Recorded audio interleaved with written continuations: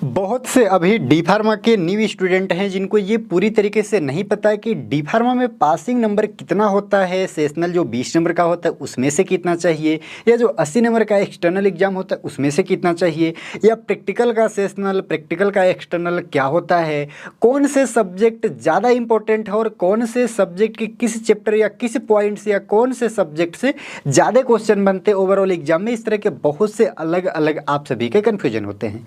इस वीडियो के माध्यम से मैं बहुत ही शॉर्ट वे में और कंप्लीट जानकारी आपको दे दूंगा। आपको बहुत ही अच्छे से आइडिया लग जाएगा कि डी फार्मा में पासिंग का क्या नंबर है और टोटल ओवरऑल कौन से सब्जेक्ट से कितने नंबर के क्वेश्चन पूछे जाएंगे, या कौन सा चैप्टर आपके लिए ज़्यादा इंपॉर्टेंट है, आपको कैसे स्टडी करना चाहिए अपने मेन एग्जाम में पास होने के लिए।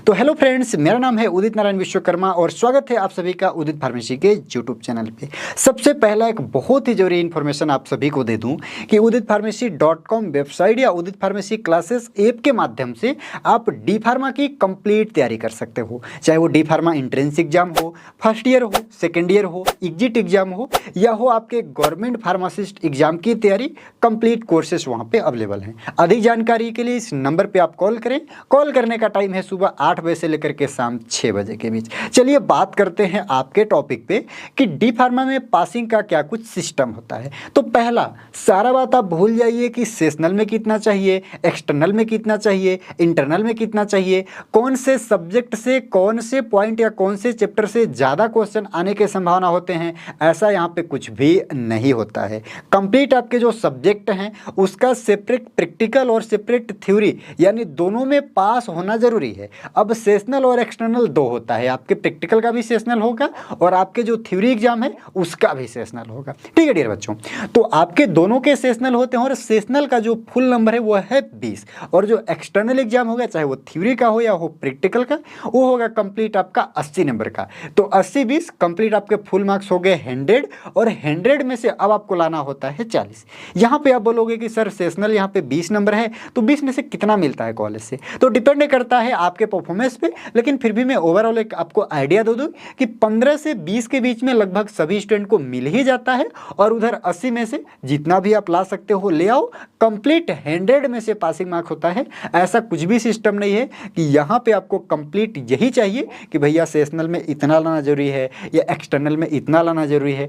यही रूल है सिंपल सा, चाहे आपका थ्योरी एग्जाम हो या हो आपका प्रैक्टिकल एग्जाम। और एक चीज़ और आप ध्यान दीजिएगा कि आपका सेपरेट थ्योरी में पास होना अलग जरूरी है और प्रैक्टिकल में पास होना अलग जरूरी है। अगर 3 या 3 से ज़्यादा सब्जेक्ट में आपके बैक लगते हैं तो आपका लग जाता है ईयर बैक।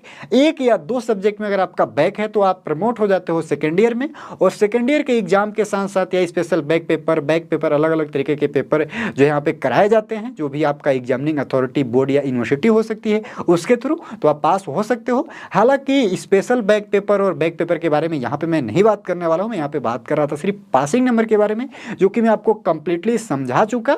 और अगर आप प्रमोट होते हो 2 ही सब्जेक्ट में सिर्फ आपके बैक लगते हैं तो सेकेंड ईयर में जो भी आपके पेपर वगैरह होते हैं उनके साथ आप क्लियर कर सकते हो। बाकी अगर अभी भी कोई कंफ्यूजन है आपके दिमाग में कि क्या कुछ इधर उधर, तो भाई ये वीडियो आ रही है, इस वीडियो को इस आई बटन पे क्लिक करो यहाँ से, या कमेंट में देखो, कमेंट में भी दिया हुआ है, डिस्क्रिप्शन में भी लिंक पिन है। इसमें कंप्लीट समझाया गया है आपका रिजल्ट दिखा करके, चाहे वो फर्स्ट ईयर का हो या सेकेंड ईयर का, तो वहाँ से भी आपको काफ़ी कुछ आइडिया लग जाएगा।